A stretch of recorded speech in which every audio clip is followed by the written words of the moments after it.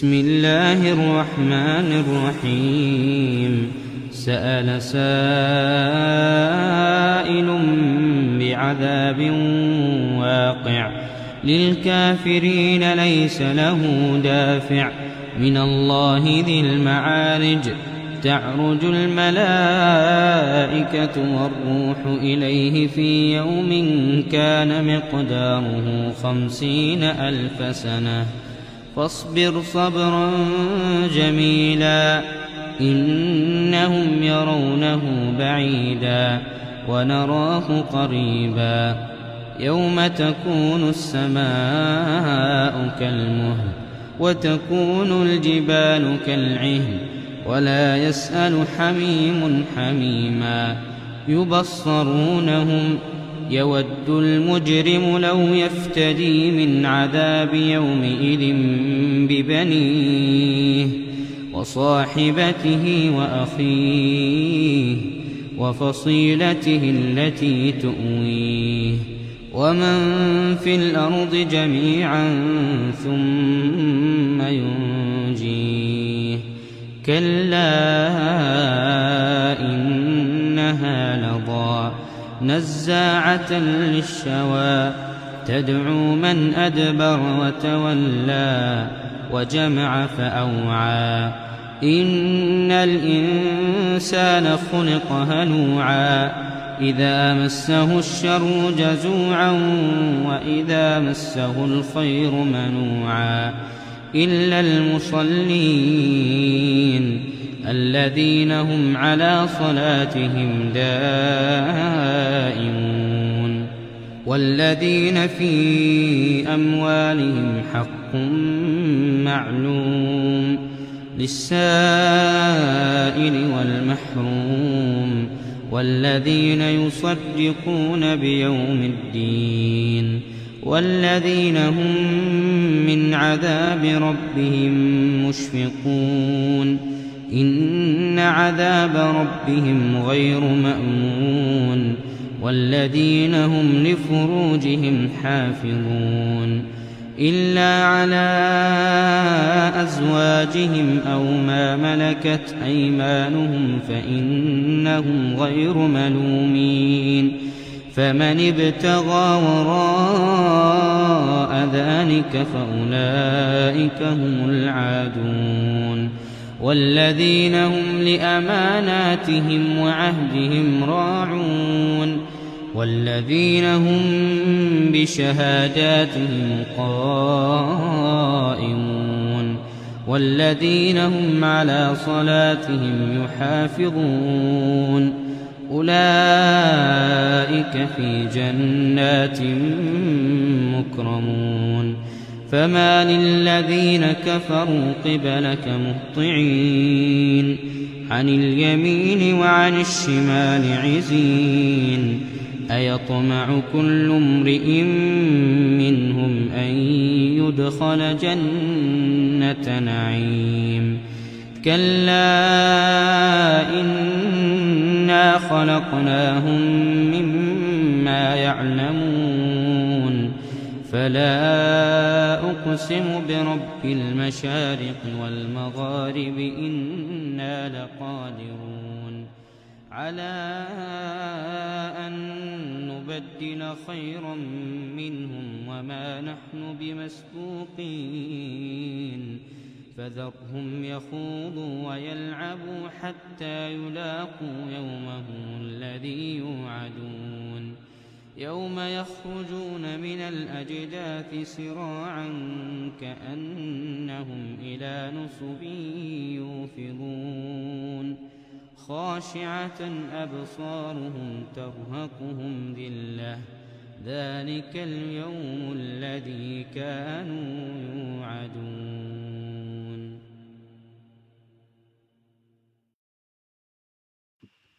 بسم الله الرحمن الرحيم الحمد لله رب العالمين والصلاة والسلام على أشرف المرسلين سيد الأولين والآخرين سيدنا وحبيبنا وشفيعنا ونبينا ومولانا محمد وعلى آله وصحبه أجمعين ورضي الله تبارك وتعالى عن قطب العارفين وإمام الصديقين mawlana Abul Abbas Ahmad ibn Muhammad at-Tijani wa khulafaa'ihi al-muhtadin wa ahli tariqatihi al-faa'izina ar-raabihin amma ba'd. ginnaaw bi ñu sant yàlla julli ci yenentaan bi alayhi salaatu wassalaam ñi ngi dellu si kon ci tafsir suratul Ma'ârij fi ñeeman ci suñu jotaay yi weesu mooy fi borom subhaanahu wa ta'ala di waxe qala a'udhu billahi minash shaytanir rajim walladhina fi amwalihim haqqun ma'lum lis-sa'ili wal mahrum sadaqallahu al-azim. muy walladhina muy gaa yi nga xam ne ñoom ñoo jeex tàkk seen borom subhaanahu wa ta'ala jokkaloo ci buur yàlla subhaanahu wa ta'ala ñoom de fii amwaalihim nekk na ci seen alal haqqul cër boo xam ne ma'lumun bu ñu xam la lis-sa'ili ñeel aji laaj wal mahrum ak nga xam ne dañ leen a xañ ak ki ñu xañ. Aaye yooyu ñi ngi woon ci njàngatu masala bi gën a mag bi nga xam ne moom moo ci ne te mooy masalay azaka. masalay azaka léegi incha allah dañuy ci suñ jotaay yi weesu waxoon nañ charte yi waxoon maanaam yi ñëpp bokk waxoon nañ li nga xam ne moom moo aju tamit ci sabab yi waxoon nañ li nga xam ne moom moo aju ci ansiba yi mooy nisaab yi li nga xamante ne moom moo waxoon nañ tam li nga xam ne moom moo aju ci azaka yi wurus ak xaalis ak lépp loo xam ne dafa yor ay atteem naam waxoon nañu ci charte yi nga xam ne ñoom ñoo aju ci azaka yi li ñuy wax urudu tijaara mooy njaay ak njënd maanaam njaay lépp lu may jaay maanaam ma di ko commercialiser moo xam marchandise la d'ailleurs moo xam li ma yor la te mu nekk benn service boo xam ne dama am matériel loolu gisoon nañ ko moom mooy da ciy dugg tam par exemple ñi nga xam ne dañoo yor ay prestations yu ñuy def par exemple nga xam ne comme hôtel la ñuy yor par exemple nit ñi di ñëw di dem maanaam ñuy muy génnee xaalis loolu hôtel bi en soi duñ ci génne asaka li nga xam ne moom mooy matériel yi fa nekk yëpp ñu stocké ko ci hôtel bi pour usage ki fa nekk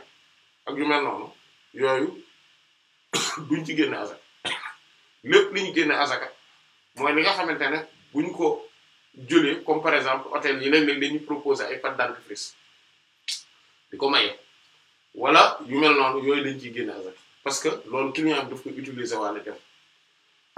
loolu nag natt ko ci boutique boo xamante ne par exemple nit ki day maye ay mouchoir par exemple ci buntu boutique bi wala feneen wala muy maye benn mbir moo xamante ne xëy na pour ñiy jëfandikoo comme bonbon yoo xamante ne maanaam mooy ay tàngal yoo xam dañ koy teg ci buntu boutique bi wala yooyu ku ñëw bu client bi ñëwee da ciy màcc bu ko defee beneen yoonee wala bu ko joxee doomam beneen yoonee doom ji sawar ñu dellu si ci boutique bi wala yu mel noonu yooyu yëpp dañ ciy génne azaka yi nga xam ne daal duñ ci génne azaka mooy yi nga xamante ne moom kenn maanaam ngir ñaar yi rek la mooy yi nga xamante ne pour nit ki moom ci boppam moo koy jëfandikoo ak yi nga xamante ne pour liggéey bi la ci boppam te client bi du ko yóbbaale loolu moom mooy li nga xam ne moom kenn du ci génnee asaka maanaam duñ ko bëggee tënk mën nañ ko tënkee noonu ki nga xamante ne tamit moom mooy kii yor chauffeur taxi bi wala maanaam chauffeur VTC wala yu mel noonu kooku mudir la maanaam ndax xaalis bi day dem ko dellu si après service yenn yi mu koy dugalaat ci oto bi maanaam ngir entretenir ko yenn yi mu koy duy essence et cetera mais day dawal ak xaalis alal gi équipe bi moom mooy indi alal bi kooku nag bu ñu demee ba at bi jot su fekkente ne am na nisaab kooku day génne asaka ci alal ji nga xamante ne moom la yor maanaam ci bés boobu maanaam kon loolu moom la ñu gën a comme fuqaha Maliki waxe rahmatullah alayhi maanaam loolu moom mooy kon li nga xamante ne loolu yooyu dañ ci génne asaka léegi nan la ñu koy génnee asaka li ñu ci génnee asaka boroom xam-xam yi rahmatullah alayhim dañu dëppoo ci ne ci njëgu li muy jar tey ci nga koy génne asaka tey bu ma yoroon samay marchandise damay def inventaire bi c'est-à-dire que damay xool ne marchandise yi dama koy jaay dama ci war a génne asaka bu dee ci àq aqaaraat yi la nga xamante ne moom njëg gi xam nañ ko prix bi te benn yoon rek nga koy génne azak comme ni ñu ko gisee woon ci rawatina ni fuqaha Maliki wa rahmatullahi alayhim di waxee maanaam benn yoon rek nga koy génneel azak benn boobu maanaam kon moom da nga koy jaay soo ko jaayee ba pare ci nga koy doolu génneel azak loolu moom leer na li nga xamante ne moom mooy bu ajoo ci li nga xamante ne moom mooy leneen maanaam mooy mankuulaat yi mooy yi nga xamante ne dañ koy toxal et cetera ba am nit ki yor ay boutique boo xamante ne peut-être ay télévision la ci jaay maanaam magasin boo xam ne ay télé lay jaay wala mu yor quincaillerie wala mu yor boucherie wala mu yor foo xamante ne ay ordinateur la ciy jaay et cetera wala muy jaay ay yëre ay tissu wala muy jaay ak leneen lu mën a jaay moo xam benn matériel la moo xam ay matériel yu bari la kooku ni muy def moom mooy suy jaay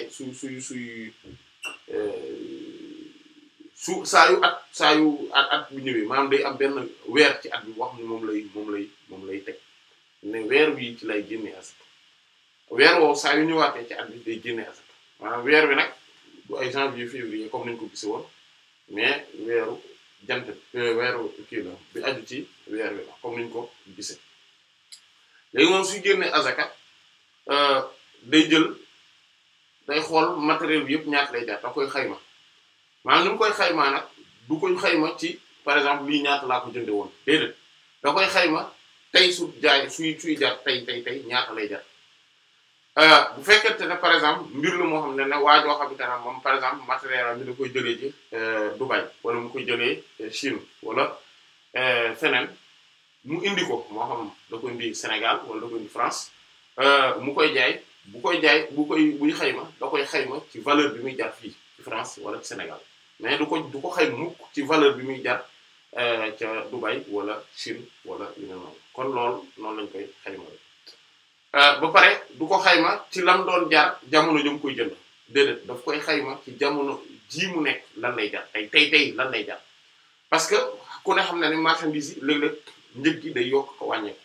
bu fekkente ne dañ koy xayma ci njëg gam doon jar daaw wala ba mu koy jënd léeg-léeg mën naa cee gaañu man miy génne asaka bi comme mën naa cee gaañ ci nga xamante ne moom moo war a jël asaka bi parce que asaka il faut mu xam ne kii jël asaka bi li ma koy jox du loo xamante ne maanaam damay xool naan est-ce que naa ko définir wala maanaam sama coobare laa koy ak déedéet àqam la haqqun ma'lum maanaam ab àq la boo xamante ne ku ñu xam maanaam du loo xamante ne dañ naan waaw de toute façon dama koy jox asaka dama koy jàppale kese déedéet loolu c'est-à-dire que maanaam droit wam la yow sañoo ko bañ te sañoo ci def ak di ko doxale nu mu la neexee maanaam luñ la njëkk la par force danga ko war a def te ni nga ko war a defee maanaam kon loolu c'est important d'ailleurs moo tax ñun wolof yi am nañ benn habitude bu baax macha allah tagguñu suñu bopp mais moom alhamdulilah mooy habitude bi ñu am ci bu ñuy joxe daal ne am yàlla jox la am yàlla jox la loolu macha allah bu rafet la kon bu ñu gisee loolu kon day ne kon noonu lañ koy natt léegi buñ koy natt ci xaalis lañ koy natt wala ci wurus wala ci lan jamono yi nga xamante ne xaalis ak wurus mooy daw comme monnaie maanaam weccet loolu masala bi wuute amoon na ci maanaam mooy comme ñi nga xamante ne ñooy jumhurul ulama rahmatullah dañoo jàpp ne ci loo ko nattee baax na Hanafiyyi yi rahmatullah alayhim ñoom dañuy jàpp ne ci li nga koy nattee mooy li gën li gën a am doole li gën a cher par rapport ak maanaam mooy bu dee xaalis mais comme que njëg gi de toute façon valeur bi ci xaalis wala ci or benn lay doon donc wax ji day mujjëwal bi ku nekk benn mais Shafi'i yi rahmatullah ñoom dañ ci lan ko amee maanaam li nga amee marchandise bu dee xaalis la ci nga koy natte bu dee or la ci nga koy natte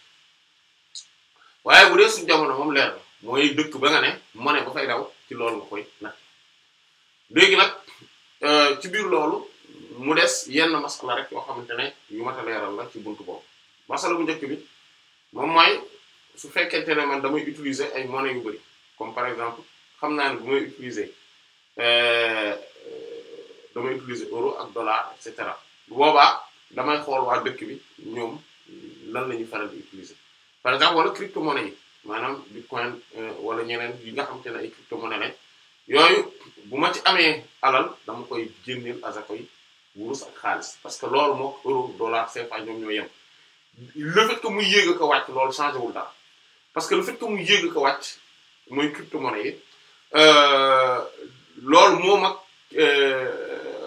le fait que dollar bi euro bi di changer maanaam seen cours maanaam li muy jar muy changer ci marché bi ñoo yem képp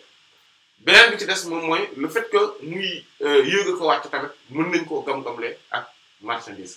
léegi au moment où maanaam ba nga xamee ne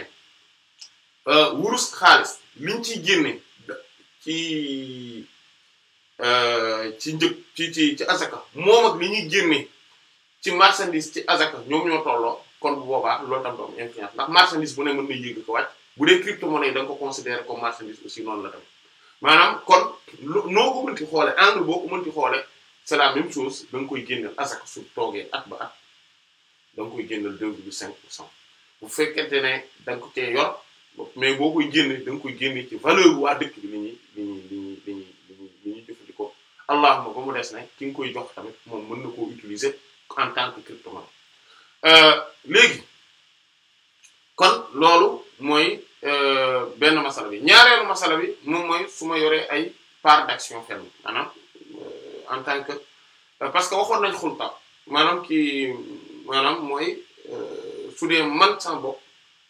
man ak keneen ñun ñoo bokk entreprise bi créé ndoo ko defandoo ci suñu alal et cetera bu dee peut-être que ñoo ci defandoo suñu liggéey wala ñu embauché ndoo et cetera loolu leeraloon nañ ko bi ñuy gis xulta yi yéen a ngi koy fàttaliku ci jotaay bi njëkk samp ci di ci wax ci affaire asaka bu dul jotaay bu njëkk bi mu nekk rek ñaareelu jotaay bi waaye yaakaar naa sax ci jotaay bu njëkk bi la ndax ci jeexitalu jotaay bi la war loolu waxoon nañu li nga xam ne moom moo ci aju mooy ñi nga xamante ne ay associés lañu maanaam pour mën a créer benn entreprise et cetera ñooñu loolu moom waxoon nañu mooy ne entreprise bi ci bopp muy génne asaka bi ba mu des su fekkente ne la jur la su fekkente ne kii bi ay jur la quoi maanaam mooy ay sàmm maanaam élevage la xar wala nag wala bëy yooyu et cetera te dinañ ci ñëw indi ci beneen teqantal mooy ba mu des su fekkente ne loolu pour jaay ko la parce que bu dee pour jaay ko la loolu tamit day yor taxawaayu yeneen asaka yi kese teqantal yi ci aju woon tamit gisoon nañ leen ci moom ci jamono jooju mais ñu ñëw ci su fekkente ne dama jënd ay action bu fekkente ne action yi moom dafa nekk rek comme lu ñu bokk loolu leer na mais su fekkente ne bourse la maanaam comme entreprise boo xam dañ ko de bourse loolu dafa xaraam nekk actionnaire ci entreprise yooyu noonu yooyu loolu moom dafa xaraam léegi boobaa malgré que dafa xaraam te gisaguma ilaa yawmina haaza kenn ci borom xam-xamu diine l'islam bi ku jàpp ne affaire bourse yi dagar na gisaguma léegi bien sûr à part ñi nga xamante ne dañ naan bourse ñun jànguñu ko ci daara ji bien sûr ñooñu amul sax avis bay wax ci mais ñi nga xamante ne ñoom ay gëstukat lañ luñutukat lañ dañoo versé wu ci xam-xam bi ak usul bi xool luñutu comparé par rapport ak li doon xew jamono Yonent bi sallallahu alayhi wasallam ak tey ak li ni Yonent bi sallallahu alayhi wasallam jàngale mbir yi ak borom xam-xam fiqh yi njëkk ñi ak mujj ñi ni ñu doon xoolee mbir yi ak ni ñu ko doon settantal ñooñu laay wax mais waxuma ñi nga xamante ne ñoom dañuy toog tëral benn téere wala ñaar wala ñett wala ñeent tëral après daal ni li jàngi wuñ ko woon te daara ja bourse xamuñu ko kooku moom waxaale wuñu ay wax parce que kooku de toute façon du am avis ci mbir mi mais même kooku moom sax nee na jàngi wuñ ko woon ci daara ji kon moom amu ci tamit avis ndax maanaam moom ba tey waxul ne tamit dagan na maanaam kon waxul ne dagan na moom itam mais keneen ñeneen ñi ci des tamit wax ñoom gisuma ci kenn ku wax ne dagan na voilà loolu laa bëgg wax léegi kon affaire bourse même bu dee xaram quand même action yi nga am ci entreprise yooyu noonu daf su fekkente ne maanaam ci action yi da nga koy génneel asaka comme asaka yi 2,5% maanaam comme comme boutique bi comme entreprise bi nga moom comme entreprise bi nga xamante ne da nga cee bokk muy génne azaka 2,5% maanaam bu dee entreprise bi yëpp mooy génne azaka donc 2,5% la ñuy génne azaka mais su fekkente ne man dama ci am action kese damay génne azaka selon man li ma moom maanaam pourcentage bi ma am ci mbir mi ci lay génneel azaka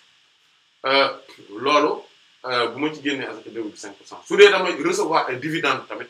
maanaam ci dividendes yooyu lay génnee azaka maanaam kon bu boobaa du ma génne azaka ci entreprise bi en soi mais comme damay recevoir ay dividendes maanaam mooy bu at bi jeexee ba ñu xool compte yi ñu xool ñaata lan am ñu daal di jël ci koppar yi daal ne yow léegi am nga ci nangam ñu ma xam exactement ñaata la am loolu bon dividendes yi loolu la comme niñ koy waxee dama koy wax sous le contrôle des économistes yi voilà ñooñu wala voilà comptable yeeg yooyu bon mais voilà léegi kon loolu ci lay génnee asaka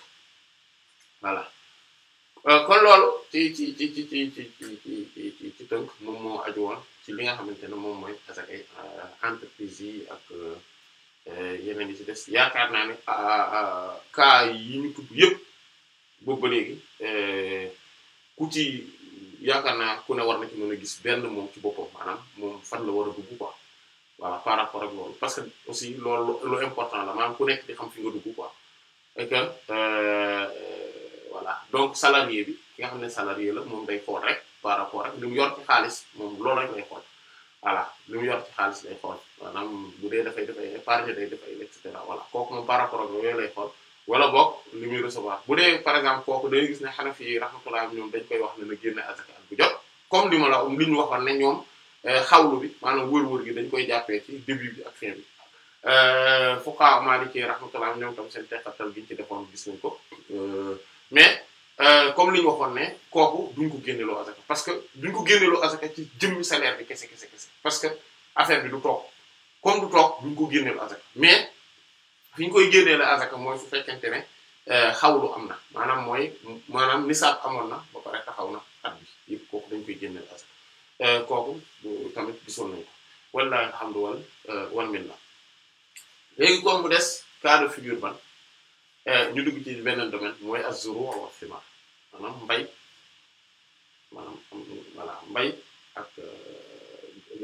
ak meññeef yi mooy les productions voilà ñooñu borom xam-xam yi rahmatullah alayhim dëppoo nañ ci ne dañ leen di génneel azaka voilà comme nga xamante ne borom subhaanahu wa ta'ala moom la wax ñu naan baax a'uuzu billahi minash shaytaanir rajiim wa huwa alladhi ansha'a lakum jannatin ma'ruushatin wa ghayra ma'ruushatin wan nakhla waz zar'a mukhtalifan ukuluhu waz-zaytuna war-rummaana mutashaabihan wa ghayra mutashaabihin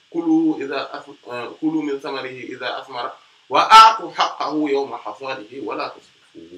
innahu la yuhibbul musrifin sadaqallahu al-azim moom buur yàlla subhaanahu wa ta'ala moom moo leen sosalal ay tool jannaat ma'ruushaat wa ghayra ma'ruushaat yii nekk ci ay tund yu kawe yeneen yi nekk yoo xam ne dañoo tàllalu maanaam nekkuñ ci tund yu kawe wan naxla tàndarma yi moo leen ko defaral wa zar'a ak yeneen mbay yëpp nga xam ne damay bay di deqi et cetera ak di góob wa zaytuna ak zaytun mooy olive wa rummaana ak rummaan mooy grenade yëpp maanaam bon ci wax doon na xam duna muxtalifan ukulu dañoo wuute ay ñam maanaam boo leen dee lekk li ñuy saf dañoo wuute zaytun ak rummaan mu ne yenn yi mutashaabih wa ghayra mutashaabih yenn yi dañoo nuroo yenn yi nuroo wuñ maanaam da ngay gis ci même li ñuy lekk maanaam même benn fruit nga gis par exemple fruit boo xamante ne day am ay variétés yu bari voilà am yoo xamante ne nag moom variété taxu ñoo kii noonu nuroo wuñ trop mu ne nag kulu min samarihi idha asmara lekk leen ci meññeef bi su meññee waaye wa aatu haqqahu yawma hasaadihi joxe leen nag azaka ji ci wax bi soo wax nañ ne azaka dafa tudd nafaqa dafa tudd sadaqa dafa tudd lan xaq wa aatu haqqahu yawma hasaadihi bi su góob gi wala tusrifu te bu neen yàq innahu laa yuhibbul musrifin ndax buur yàlla subhaanahu wa ta'aala bëggul ni yàq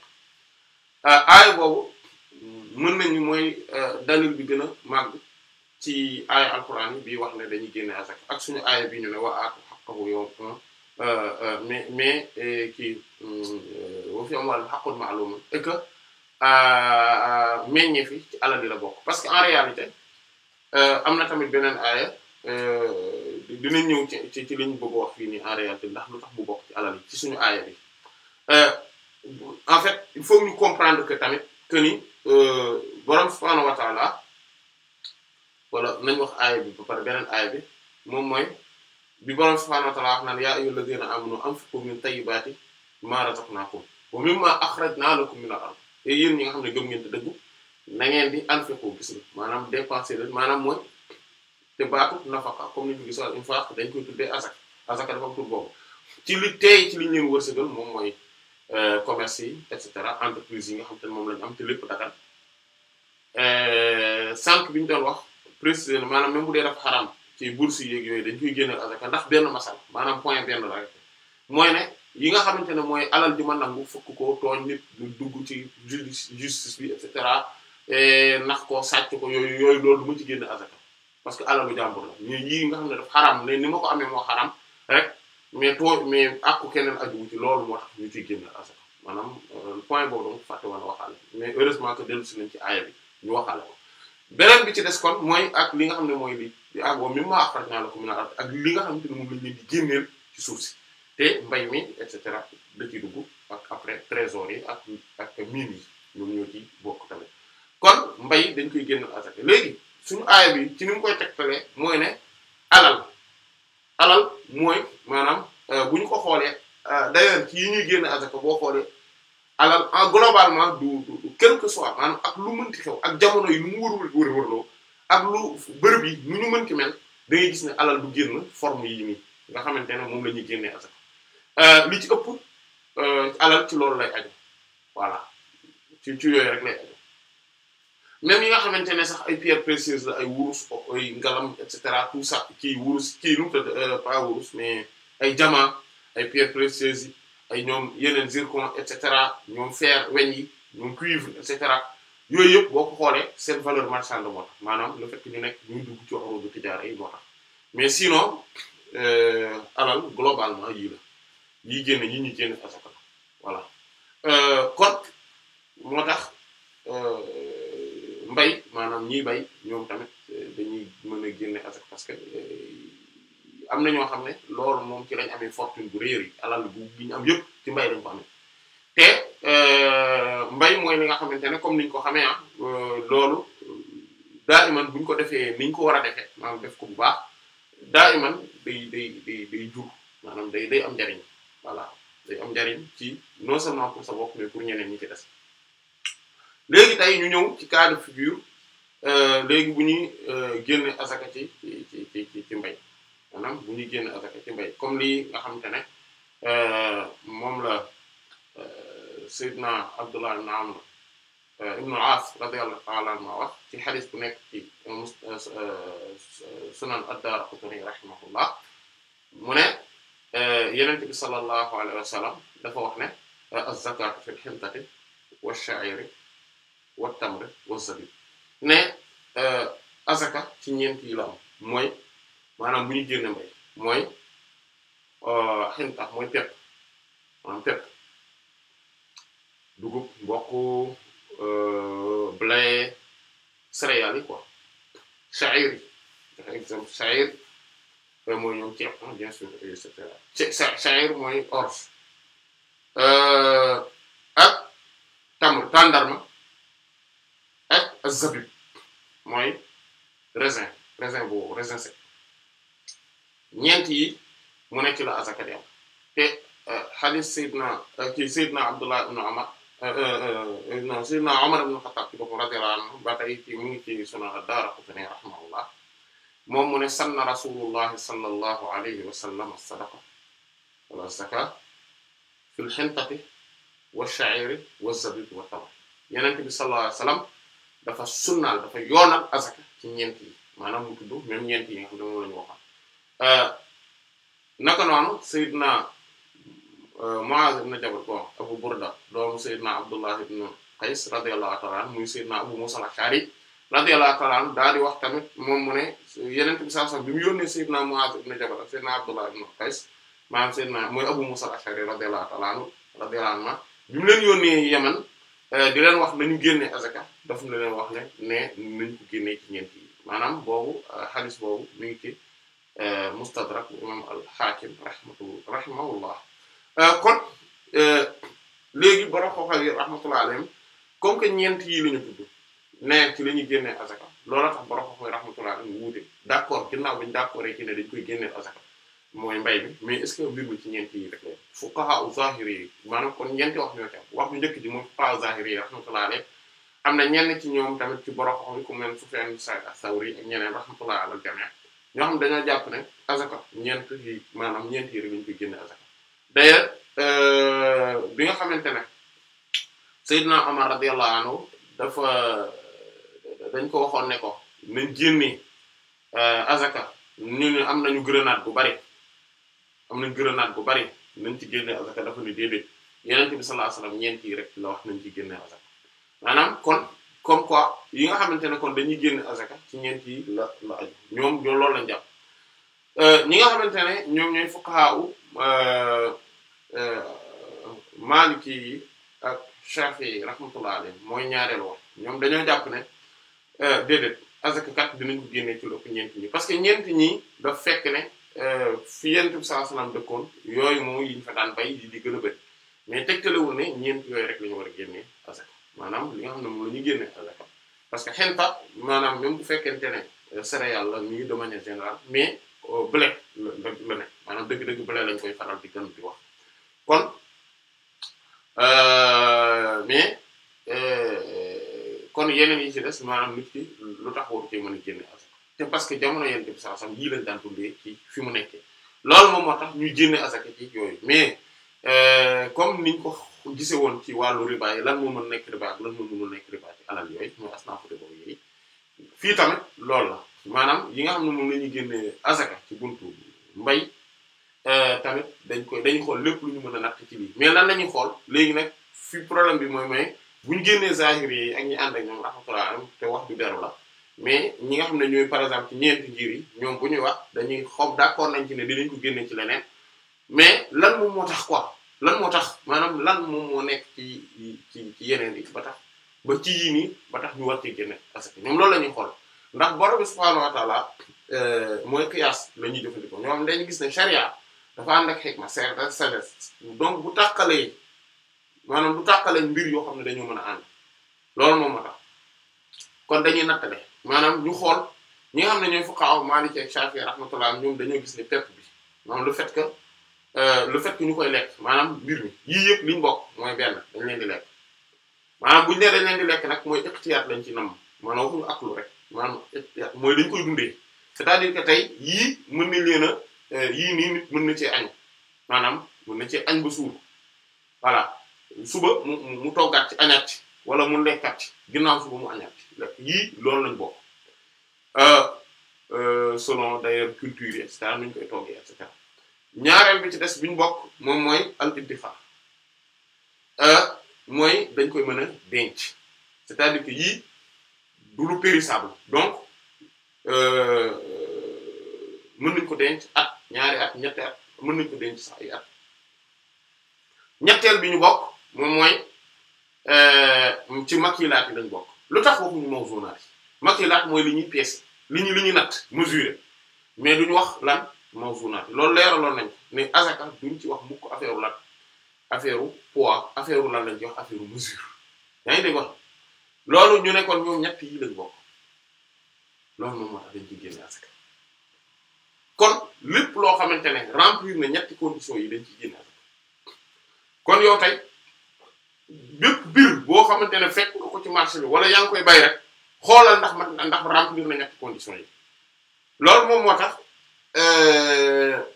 du ñu génne azaka ci fawaakih ak xadrawaat comme hadith bi sax wax na ko laysa fil xadrawaat wala fil fawaakih azaka zakat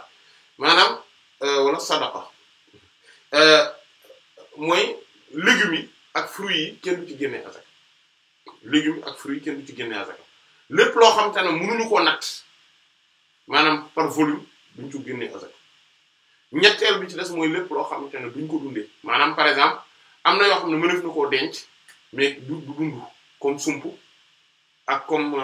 siddéem yooyu dinañ ko dundee danañ koo macc dinañ ko lekk dinañ ko mën a denc lu yàgg mais loolu du dund maanaam doo ci añ par exemple voilà loolu moom mooy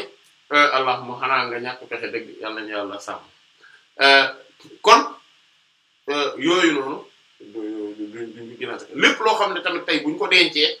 day nëb day yàgg maanaam day yàqu loolu day fruits yi ak légumes yi loolu lañu xaw a nuroo yooyu duñ ci génne azaka ci kaw loolu kon soble duñ ci génne azaka ñoom pomme de terre duñ ci génne azaka ñoom et cetera maanaam yooyu yëpp boo ko bayee ba pare ay carottes yooyu yëpp boo ko bayee ba pare doo ci génne la azaka wax ji nag dinañ ci ñëwaat ndax mooy di gën a dëgër insha allahu taala xanaa bi lay rahmatullah am ne ñun ànd nañ ak yéen ci beneen bi ñun li ñu ànd ak yéen mooy d'accord nañu ak yéen ci li yàgg maanaam li ñu mën a denc ñun d'accord nañ ci ak yéen d'accord nañu ak yéen ci li ñuy natt mais fi ñu d'accordulee ak yéen mooy ne foofu dañ koy dundee déedéet ñoom dañoo jàpp ne par exemple moo tax coton ñoom dañ ciy génn azak parce que dañ koy mën a denc par exemple ñooñu kon ñoom sump ñoom ci déew yooyu boo ko bayee dañ ciy génn azak ñoom daal ci gàttal lépp loo xamante ne daal mën naa denc mën nañ koo denc rek dañ ciy génne azak parce que buñ ko dencee at ba at mooy léegi moom nga ko ndax kii alal ci am maal ci tamawul la jóge maanaam bokk na ci bi mooy li nga xam ne dañ koy mën a moom voilà waaw waaye sax ko tamal ko mooy lépp loo xamante ne dañ koy mën a moom te dañ koy mën a denc at ba at voilà loolu ci la ñuy génnee asaka loo xamante ne mënuñu ko denc at ba at duñu génne asaka léegi loolu boobaa dañuy xool rek matériel mbir mi matière bi est-ce que mën nañ ko denc at ba at su fekkente ne mën nañ ko denc at ba at te du yàqu boobaa dañ koy génne asaka su fekkente ne nag day yàqu duñ ko génne asaka ñoom loolu rek la ñu bàyyi xel même yi ñu dul dundee ñoom dañ ci génne dañ ci génne asaka kon loolu foofu la ñu wutee beneen mbir bi nga xamante ne moom la mooy moom des mazhab ñi nga xam ne mooy ñoom ñooy ñu am précision bu ñu def mais bon dinañ ci ñëwaat insha allah mazhab Hanafi yi rahmatullah alayhim ñoom dañ ne non azaka moom lépp lañ koy génne amul luñ ci du génn c'est-à-dire que fruits yeeg légumes yeeg yëpp dañ ci génne azaka parce que comme que azaka ay mbay amul xawlu maanaam amul yaa ngi dégg amul ñu naan da bu ba déwén loolu amul maanaam boo déqee rek après da nga mën ngaa génne asaka maanaam wala nga witt say fruits yi nga def voilà sa vendange maanaam nga jël lépp génne dagg rot kii et cetera dajale rek mën ngaa génne asaka kon au moment où mbir mi noonu la demee moo tax ñoom dañuy jàpp ne kon loolu yëpp dañ ci génne asaka amul ñu ne ba pare aaya bi ñu njëkk tudd yéen a ngi ko fàttali ko mooy borom subhaanahu wa ta'aala mooy wallazi ansha'akum jannaatin moom moo def ay tool ansha'a jannaatin ay tool yoo xam ne ma'ruushaatin yéen ci kaw ay tund lay nekk wa ghayru ma'ruushaatin ak yu nekkul ci tund mu ne ñu ne aaya boobu xoolal dafa tee teg ne wan nax la tàndarma wa zara mbay mi lépp lu dugal wa zaytuna dugal na zaytun mooy olive war rumaana ak grenade yi te loolu ay fruits la kon tudd na yi nga xam ne dañ koy bay muy dugg ci suuf si ñu koy bay nii tudd na tàndarma yi nga xamante ne ci ay at lañ koy bay tudd na yi nga xamante ne ay fruits lañ ak ay légumes voilà boo xoolee zaytun légume la gën a jege rumaan mooy grenade loolu fruit voilà te aaya boobu moo ne kulu min samarihi iza asmara wa aatu haqqahu yawma hasadi kon bis bu meññee la lekk leen ci mu ne ba pare wa aatu haqqahu yawma hasadi te ngeen joxe azaka bi bis bi ngeen di ko te yii yëpp la tudd ba pare doo ko wax loolu moo tax ñoom dañoo jàpp ne dañuy génne azaka loolu moom moo tax al-Qadi Abu Bakr ibn al-Arabi rahimahullah ci ngënk fuqaha maliki yi la bokk rahimahullahu ta'ala ci imam yu mag yi sax ci andalu yi mais dafa ne amma al imam Abu Hanifa rahimahullah faqad ja'ala hadhihi al-ayat mir'atahu fa absara imam Abu Hanifa rahimahullah aaya bii la jël def ko seetoon daal di gis dëgg maanaam moom kon loolu moom loolu la jàpp mais li imam Abu Hanifa wax moom Hanafi yi rahmatullah li ñu wax noonu loolu moom muutu et que kon lépp la ñuy génne asaka waaye loolu fu doon ne hadith yi ñu tuddoon di wax ne asaka ci yii rek lañ koy génnee ba Seydina Umar radiyallahu anhu ñu ne ko am nañ rumman grenade mu ne non kon bu déedéet loolu kenn du ci génne asaka yii rek la ñuy génne asaka bu dul woon le fait que Yonent bi sallallahu alayhi wasallam ne fruits yi ak légumes yi kenn du ci génnee asaka kon wax ji day gën a nekk li gën a wër mais nag comme lee la doo répété ko ne ci loolu la ñuy génne asaka moo tax Hanafi yi rahmatullah ñoom dañuy jàpp ne même ay comme nii bu ma doon defar ay canne à sucre ñoom yëpp dama ci génne asaka ñaam bi lenn nag yëpp dama ci génne asaka ba mu des yenn rek lañ ci génne mooy li nga xamante ne maanaam dama koy bay mais jëmmi mbay mi rek taxul woon ma def ko comme par exemple bu may def ay reboisement ci benn terrain ngir mën ci am ay matt par exemple ngir mën a matt wala bokk ngir mën ci wut ay ñag lu ma mën a ñage wala yeneen ak yu mel noonu daal loolu moom du ma ci génnee asaka mais su dul loolu dañuy génne asaka yeneen yëpp bu dee xanaa bi lay rahmatullah alayhi kon ñoom xam ne gis nañ par exemple ñoom xaal dañ ciy génne asaka ci doom yi maanaam doom yi ci biir dañ ciy génne asaka léegi kon mazhab bi nga xam ne moom mooy bi ñu wax ne mooy li gën a wér insha allah mooy mazhab bi mooy mazhabu xanaa bi mooy mazhabu Maliki ak Shafi'i rahmatullah alayhi mooy ne ñetti conditions yi la mooy li ñu lekk la ñaareel bi mooy dañ ko war a natt ñetteel bi mooy dañ koy mën a denc maanaam dañ koy mën a denc dañ koy mën a natt dañ koy lekk di ko dundee mooy ñett yi léegi nag mu des ñoom wuute nañ seen biir par exemple Maliki rahmatullah am na benn tekkantal bu ñu am ñoom mooy ne yi nga xamante ne comme par exemple olive ñoom zeytun ñoom dinañ ko génneel azaka parce que lu tax parce que dañoo jàpp maanaam lépp loo xam ne bu ñu ko nalee day génne diwlin après dañ koy génne asaka maanaam bu ñu ko nalee parce que diw gi après dañ koy mën a denc loolu moom moo tax ñoom yooyu dañ koy génneel asaka ginnaaw lii yëpp jeex na maanaam ne yii yëpp dañ leen di génneel asaka Hanafi yi ak Hanabila rahmatullah yokk nañ ci par exemple lem ne ñoom lem dañ koy génneel asaka voilà xadis yi ñu ci wax nag comme ni nga xam ne noonu la ko fuqaha Hanafi ak Maliki ak Shafi'i rahmatullah di waxe amul xadis bu ci dëgër maanaam amul benn xadis am na ay xadis yu ñu ci wax mais xadis yooyu benn wéru ci et comme Seydina Omar ibn Abdul Aziz wax radiyallahu anhu imam Malik rahimahullah indi ko ci Muwatta ne lem kenn du ci génne asaka xam nga lu tax ñoom ñële maanaam ba pare lem dañ koy bay xam nga maanaam da ngay ñëw teg say grillage teg ruche yi ni ñu ko tegee noonu nga tege ko place yoo xamante ne day tax ba yamb yi bu ñu ñëwee bu ñu lekkee ba pare day ñëw teg ko ci maanaam mooy naka la tuddati épiculture la yaakaar naa su ma juumul baat bi noonu la mais maanaam voilà mais léegi nag loolu bu ñoom dañ ciy génne azaka mais ñoom liñ ciy génne azaka nisaab bi bu dee nisaab Hanafi yi amuñu mais bu dee Hanabila rahmatullah ñoom am nañ ko ñoom li ñu génnee lem mooy kii juróomi farak plutôt benn farak mooy ñetti saa 2,43 litres la mooy 2430 millilitres voilà ñoom loolu la ñuy génnee azaka am voilà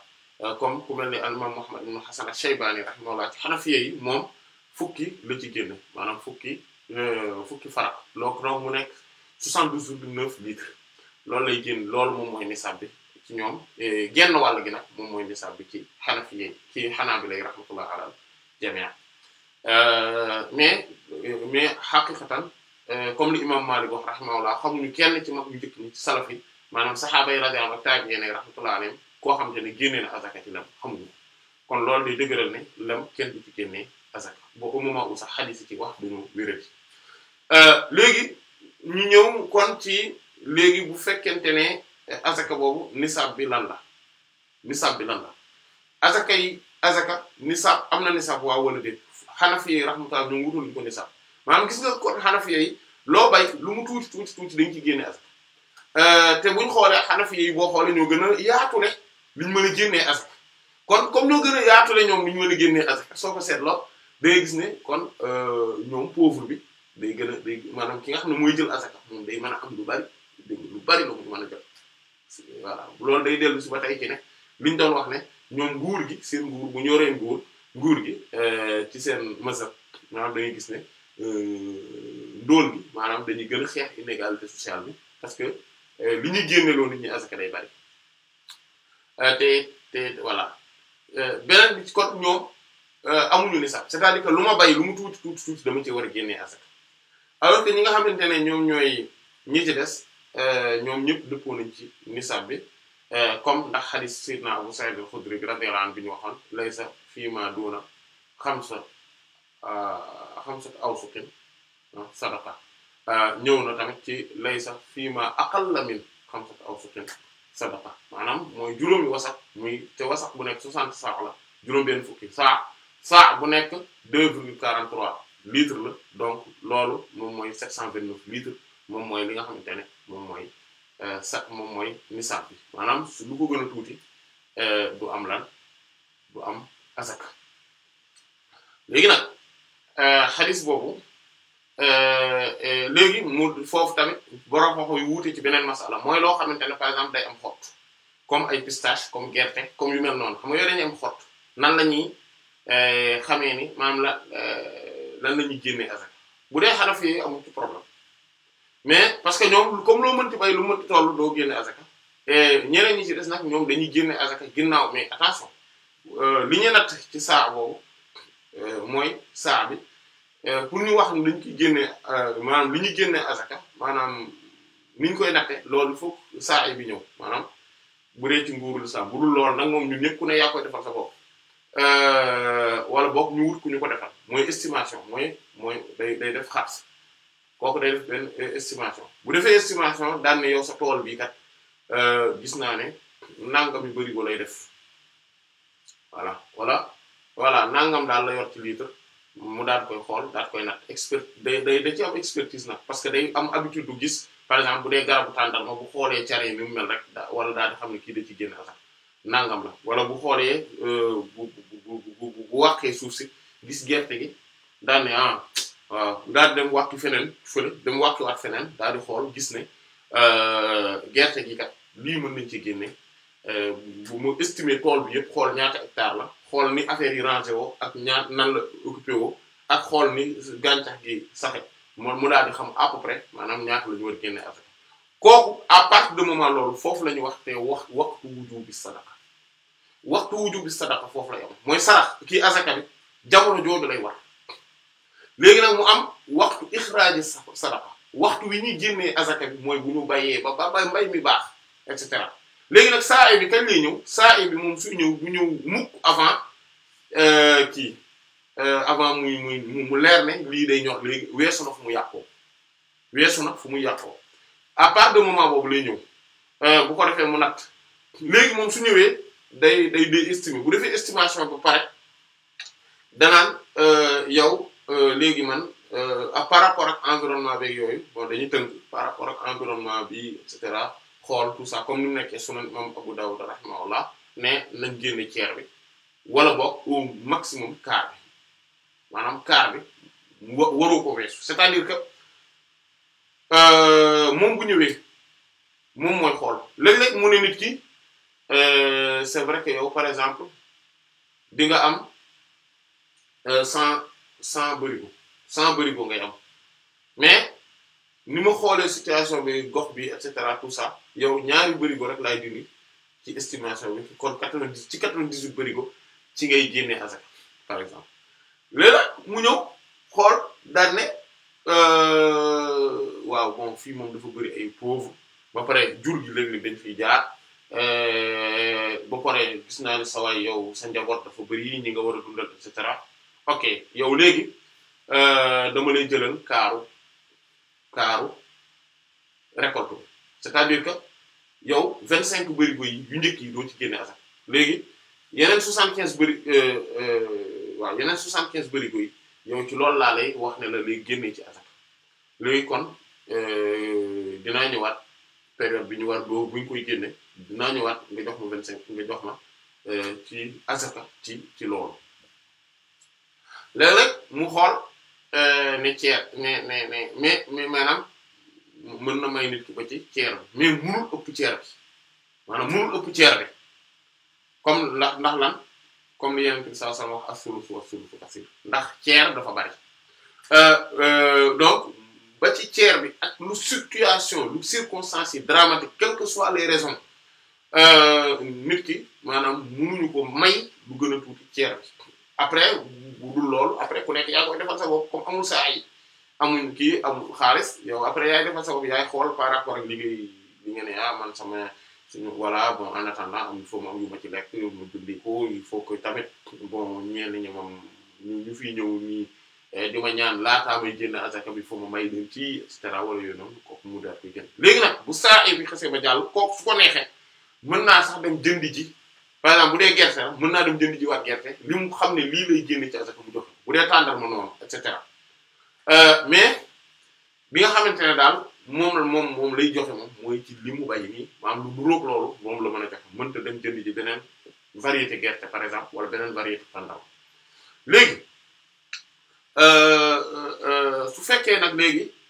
dañuy natt mbir mi ci li muy génne azaka saa boobu kii bi nisab bi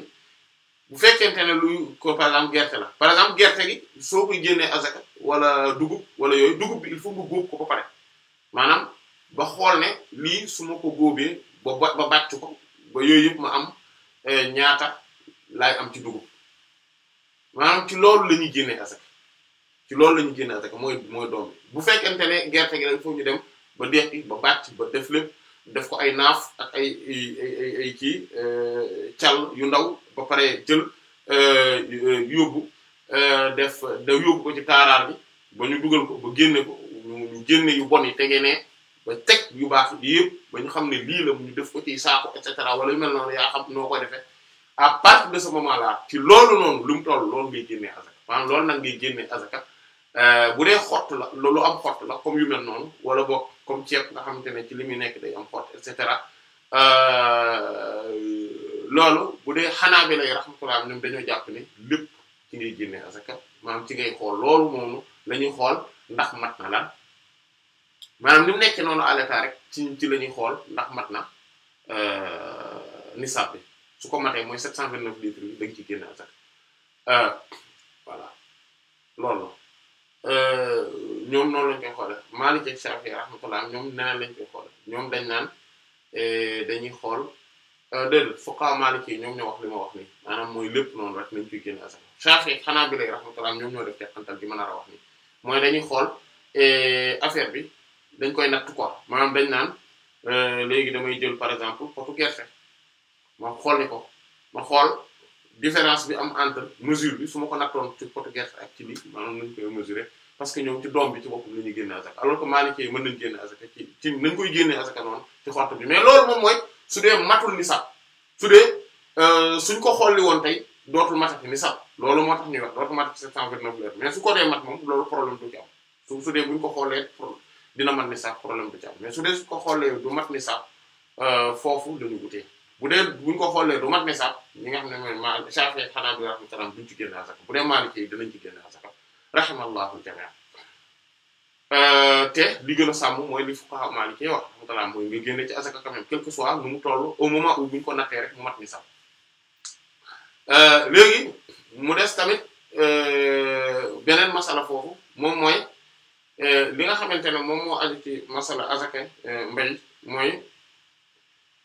ci lan la ñuy maanaam naka lañ koy génnee lay asaka naka waxoon nañ ne suñu amee maanaam yéen a ngi fàttaliku bi ñuy wax ci asaka njaay par exemple li ma doon maanaam li nit ki doon buñu ci génne asaka tey par exemple nañ supposer kii dafa bay toolam ba tool bi ñor ba asaka war ko ci war na ko ba pare bu génn àdduna doom yi ñëw mbay mi duñ ci génne azaka déedéet ñoom kañ lañ ci génne azaka mooy buñ ko waree ah buñ ko bëggoon a jaay léegi nag boobaa dañuy jaay dañ koy voilà foofu ci la ñuy génne azaka mu am tamit kan moo ci génne azaka su dee tool la boo xamante ne suuf si dafa am ku ko moom maanaam mbay mi am ku ko moom maanaam tey man maa yor sama suuf benn waay ma ñëw ma may ko wala ma aal ko suuf si wala boog ma loué ko suuf si wala nañ jël léegi cas de figure boobu kan mooy génnee azaka Hanafi yi rahmatullah ñoom dañ ni azaka ci suuf si lañ koy génnee duñ ko génnee ci lan ci gàncax gi alors que jumhur mooy Maliki Shafi'i Hanabila rahmatullah alayhim ñoom dañoo jàpp ne gàncax gi ci boppam ci la ñuy génnee azaka te loolu mooy li gën a wér insha allah parce que tey su fekkonte ne loolu suuf si la xataa ba comme li imam an-Nawawi wax rahimahullah ci masala bu dee ci moom suuf si moom daa aale suufam rek ngir nit ki bay ci foofu Hanafi yi rahmatullah alayhim dañ ci wuute ci benn gis-gis dañoo jàpp ne non bu boobaa moom effectivement waa ji mooy génne azaka ki bay ci beneen riwaaya kii jàpp ne non kii muy génne azaka ki nga xamante ne moom moom mooy ki moom suuf si ba tey muy génne azaka ndax azaka àqu suuf si la mais loolu moo tax moom an-Nawawi daal ne kon de kooku baax boobu da ëpp na moom maanaam ma àll sama suuf yow nga bay ci nga jël yóbbu dem man léegi nag man maa wala war a laaj sa récolte bi ñaata la après man ma wëlbatiku daal dem wuti ji lu tollu noonu ma génnee ci azaka waaw loolu nag moom mbaax boobu nag moom mi ngi waaj a ëpp quoi voilà mais kii génne azaka mooy maanaam mooy ki bay ki moom mbay mi muy génne azaka pas ki moom suuf si ba pare nañ xool su doon ne loolu mën na ne maanaam ne ki moom suuf si rek a war a génne azaka kon kay c'est simple man ni may def mooy damay yor sama suuf yi sama ay terrain yu bari laay wut di ko louer pour ñiy bay après man ma dem louer ji benn terrain bu may bayee lu bari et que su heure génn maanaam su ba pare damay déqi rek léegi sama terrain yi ma loué woon fële ñoom ñooy fay terrain bi ma loué fii maanaam wala boog terrain bi ma bu dee même bu dee benn ñoo tollu maanaam terrain bi ma loué fii rek mooy fay fee mbay mi du ma ci génne asaka maanaam kon noonu lay demee te loolu yanuwul maanaam beneen bi ci des tam kon mooy est-ce que mën naa jaay parce que Yonent bi sallallahu alayhi wasallam dafa tere ñuy jaay mbay mi maanaam qabla buduwi salaahiha comme niñ ko waxe woon laataa muy baax maanaam muy feeñ c'est-à-dire que tey su ma yoree sama tool ma bay ci ak ma bay ci dugub par exemple dugub bi lépp laataa muy ñor ma dem woo benn waay wala laataa muy weesu fi muy yàqoo ma woo benn waay dem jaay ko loolu daf xaram ba mu des su dee dama ko jaay pour que par exemple moom mu ciy dundal ay nagam par exemple au moment où moom soxlawul moom nii mu mel nii noonu la ko soxlawee maanaam mu bañ a ñor sax noonu la ko soxlawee waaw ba mu des ci cas de figure boobu mais sinon comme li Yonent bi wax sallallahu alayhi wasallam Sayyidina Anas radiyallahu anhu ne ko imaginer tey fu fekkente ne dangaa jaay sa tool benn sa mbokku jullit mu ba pare tool ba yàqu maanaam mooy waroon naa ñoon ñorul ñu ngi naan waaw bu tawaatoon rek benn yoon rek day baax foofu tawul et cetera léegi ci lan ngay fan ngay mën a taxaw pour mën a ba ci am droit wu di lekk am àqu di lekk sa alalu mbokku jullit maanaam amul droit bi kon loolu moom dafa xaraam léegi nag ndax bu yeggee foofu man laataa may génne azaka bi mën naa koo jaay maanaam léegi comme day tere ku ko jaay laataa mu ma ko léegi bu ma demoon tey ba gis ne sama tool bi ñor na wala mi ngi ñor et que fi mu toll moom c'est sûr que mu taw ak mu tawul ak lépp ci yam tool bi moom c'est bon léegi day baax ma dem ma ne léegi damay jaay tool bi est-ce que am naa droit bi loolu lu ëpp ci borom xam-xam yi fuqaha Hanafi yi Maliki ak Hanabila rahmatullah dañoo d'accord ne loolu mën na ne mais ñi nga xam ne ñoom ñooy fuqaha Shafi'i rahmatullah ñoom ñoo jàpp ne déedéet loolu mënu ma koo jaay parce que lan moo tax ñu ne parce que azaka daf ma cee war ba pare mënu ma koo jaay il faut ma génn ci azaka doog koo jaay waaye Yonent bi sallallahu alayhi wasallam le fait que mu tere rek ba pare mu joyal ko ne dañuy tere rek ko jaay laataa muy maanaam muy weesu muy yàqoo loolu day wane ne kon mën naa koo jaay même loolu mais bu boobaa kan mooy génne azaka bi boobaa kan mooy génne azaka bi ñi nga xamante ne ñoom ñooy Hanafi rahmatullah alayhim ñoom dañ ni kiy jënd mooy génne azaka bi ba mu des su fekkente ne dafa tànnloo kan dafa tànnloo waa ji ne ko ah maanaam def na ko ah sawaay azaka ji nga waroon a génne nag yaa koy génne wala maa koy génne bañ d'accord wala boog mu dem génneel ko ba pare wëlbati ko ne ko sa azaka ji te génne woon naa ko léegi fay xanaa bi lay rahmatullah alayhim maanaam Maliki yi plutôt ñoom Shafi'i moom éliminé parce que ñoom dañoo jàpp ne mënta ne Maliki yi rahmatullah alayhim ñoom dañoo jàpp ne bon même bu dee am na lenn ci Shafi'i yu ci ànd mais ñooñu ci mazhab Hanabila la ñuy ànd après tamit mais li siiw ci mazhab Shafi'i rahmatullah mooy ne duñ ko mën a jaay kon masal yi du posé wu ci ñoom ñi nga xamante ne kon ñoom ñooy Maliki yi rahmatullah ñoom dañ ne non mbir mi ni muy demee mooy kii jaay maanaam kii jaay moo war a génne azaka ba mu des su ko sartalee ci keneen ci ba mu des su ne ko mais dama lay jaay mais dama ci waroon a génne azaka mais nag kon azaka ji yaa koy génne ba mu ne waaw bu boobaa dina baax mais xanaa bi lay rahmatullah ñoom dañ ne ala kulli xaalin kii jaay moo war a génne azaka ji parce que moom la azaka ji waroon bu boobaa moom day jaay tool mooy day dem ba fay jëndi maanaam day jaay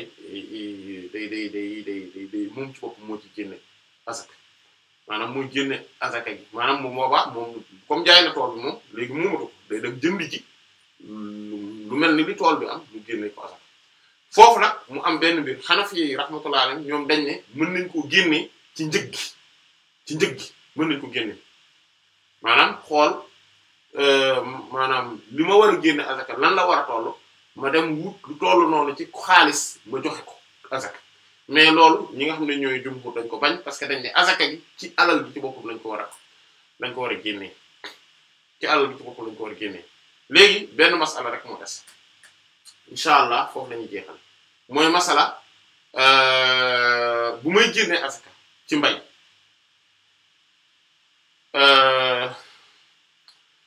ñaata lay génne parce que xam nañ ni sàbbeeg yooyu mais ñaata lay génne bu boobaa li Yonent bi sallallahu alayhi wa sallam wax fii ma saqati samaa awil uyuni aw kaana asariyan al-ushr wa fii ma yundahu nisfu al-ushr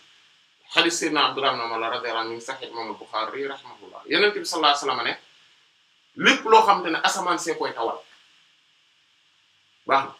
wala boog sewnde yi mooy dex yeeg wala marigout kii rivières yi et cetera yooyu ñoo koy saxal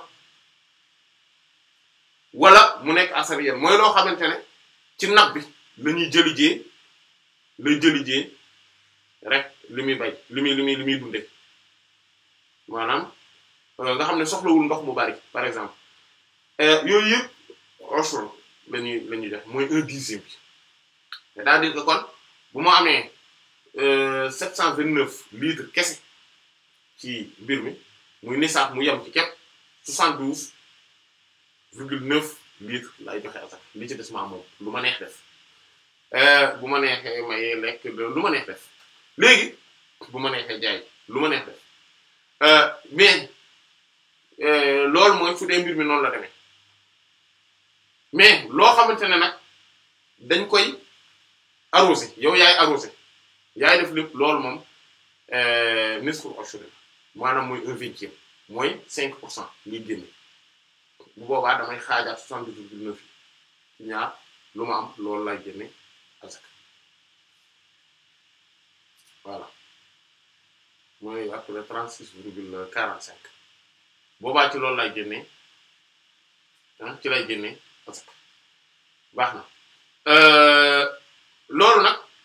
lañ ciy bàyyi xel mooy coono gi parce que daa iman sharia day bàyyi xel coono gi pour génne azaka maanaam man du ma génne azaka lu dul li nga xam ne dama cee sonn lu ma ci maanaam le fait que le fait que mu xëcc ndox di fay par exemple courant di fay ndox maanaam wala boog ma def système goutte à goutte defar yooyu noonu arrosé ko et cetera loolu moom moo tax dama ci génne azaka léegi nag lépp loo xamante ne dañ koy maanaam léegi li may bàyyi xel mooy li ëpp ci at bi tamit loolu lay bàyyi xel mooy loo xamante ne par exemple 7 mois damay arroser mais 6 mois 5 mois yi ci des ci at bi day taw bu boobaa dama kii bi lay génneel asaka 1/20 bi maanaam mooy 5%. mais loo xamante ne contraire bi la tamit bu boobaa maanaam mooy 7 mois lay taw wala boog 7 mois dafa am dex gi daf fii ne di romb et cetera yooyu du ma ko soxla def dara yooyu bu boobaa ci at bi du ma koy génne rek azaka lan azaka yi 1/10 lay génne azaka même bu dee 5 mois yi ci des man maay arrosé bu dee ñoom ñaar ñoo tolloo nag léegi bu boobaa dama leen di boole maanaam mooy maanaam mooy 7/10 lay doon maanaam moom lay génn voilà maanaam en tout cas mooy bu ma boolee 1/10 ak 1/20 mooy voilà 5% ak 10% voilà mooy 7%. 7% lay génne asaka wala 7 voilà wala 7,5% ci lay génne asaka 7,5% ci lay génne asaka voilà mooy bu dee 6 mois 6 mois la kon loolu moom moo nekkoon asaka yu jour wa waxtima ci jotaay bii di ñëw insha allah ñu daal di gis li nga xam ne moom mooy bi ci des moom mooy asaka yu jur gi mooy bahimatul an'am suñ ci paree insha allah ñu tëj ko ba déwén insha allah ñoom foofu wallahu ta'ala a'lam wa sallallahu ala sayyidina muhammadin wa ala alihi wa sahbihi ajma'in subhana rabbika rabbil izzati amma yasifun wa salamun ala al mursalin walhamdulillahi rabbil alamin. bismillahir rahmanir rahim. sa'ala sa'ilun bi'adhabin waqi'. للكافرين ليس له دافع من الله ذي المعارج تعرج الملائكة والروح إليه في يوم كان مقداره 50,000 سنة فاصبر صبرا جميلا إنهم يرونه بعيدا ونراه قريبا يوم تكون السماء كالمهل وتكون الجبال كالعهن ولا يسأل حميم حميما يبصرونهم يود المجرم لو يفتدي من عذاب يومئذ ببنيه وصاحبته وأخيه وفصيلته التي تؤويه ومن في الأرض جميعا ثم ينجيه كلا إنها لظى نزاعة للشوى تدعو من أدبر وتولى وجمع فأوعى إن الإنسان خلق هلوعا إذا مسه الشر جزوعا وإذا مسه الخير منوعا إلا المصلين الذين هم على صلاتهم دائمون والذين في أموالهم حق معلوم للسائل والمحروم والذين يصدقون بيوم الدين والذين هم من عذاب ربهم مشفقون إن عذاب ربهم غير مأمون والذين هم لفروجهم حافظون إلا على أزواجهم أو ما ملكت أيمانهم فإنهم غير ملومين فمن ابتغى وراء ذلك فأولئك هم العادون والذين هم لأماناتهم وعهدهم راعون والذين هم بشهاداتهم قائمون والذين هم على صلاتهم يحافظون أولئك في جنات مكرمون فما للذين كفروا قبلك مهطعين عن اليمين وعن الشمال عزين أيطمع كل امرئ منهم أن يدخل جنة نعيم كلا إنا خلقناهم